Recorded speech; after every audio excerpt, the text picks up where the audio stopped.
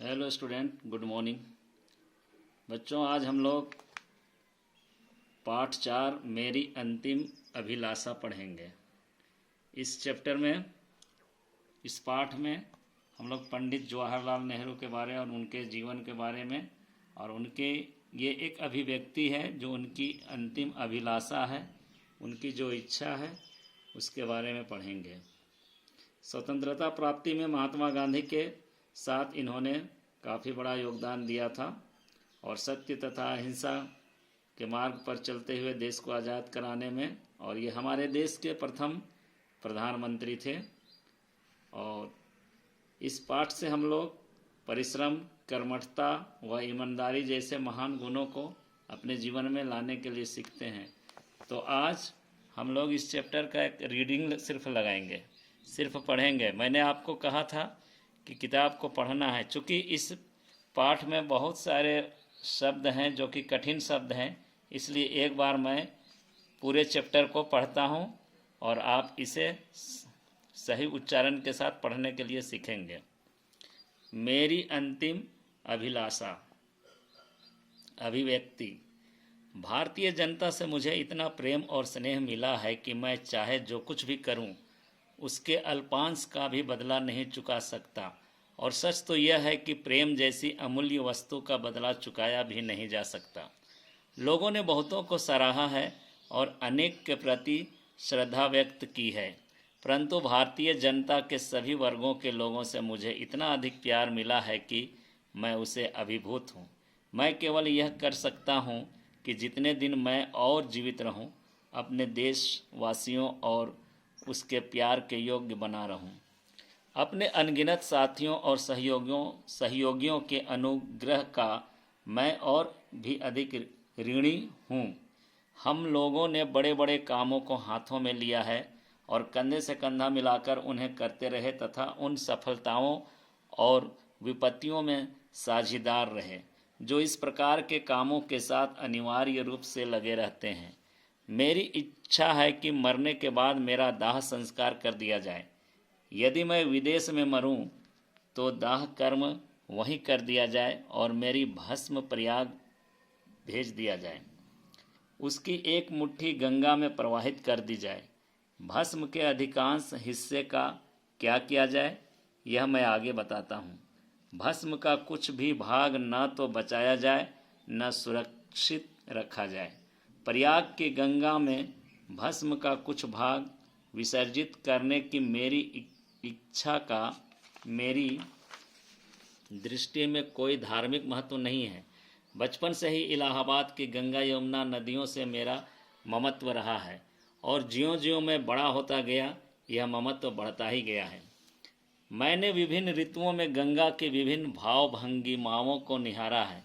उस इतिहास और उन पौराणिक गाथाओं, परंपराओं, गीतों एवं लोक कथाओं की याद मुझे प्रायः हो आई है जो अनादिकाल से उससे संबंध है तथा उसकी जलधारा का अंग बन गई है।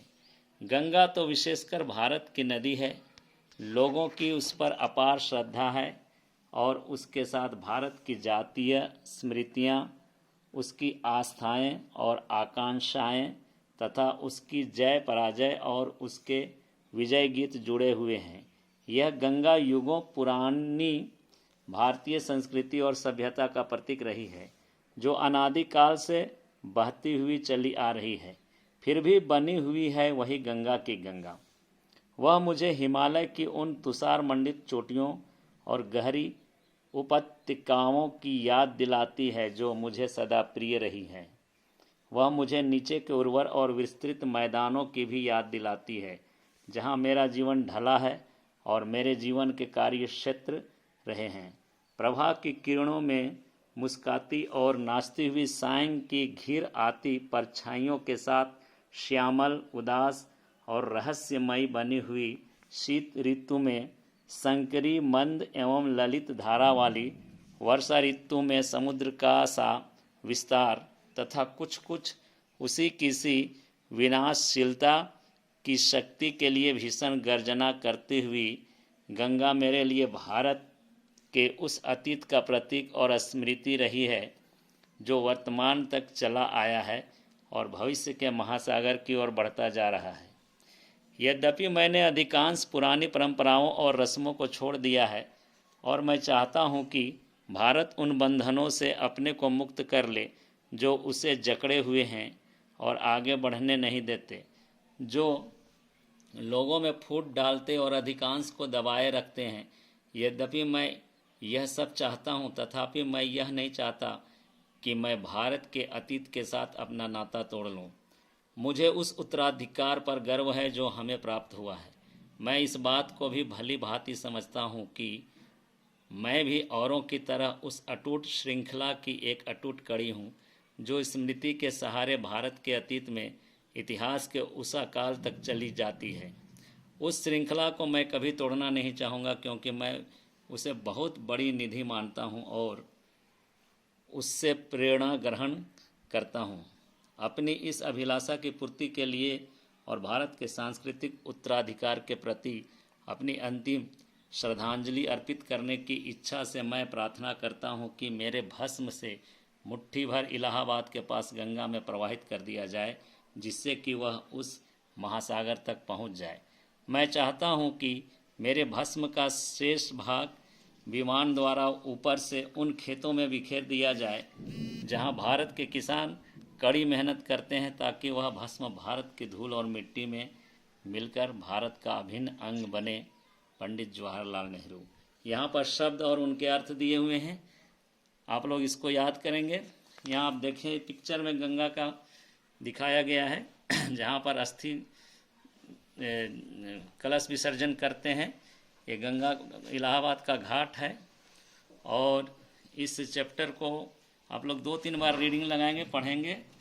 फिर इसके इधर पर्यायवाची शब्द है उसे याद करेंगे, विलोम शब्द है उसे याद करेंगे, और यहाँ से जो वस्तुनिष्ठ प्रश्न है, छोटे छोटे प्रश्न हैं इधर, इनको आप जहाँ तक होगा बनाने की कोशिश करेंगे। और फिर मिलता हूँ नेक्स्ट क्लास में। Okay, thank you.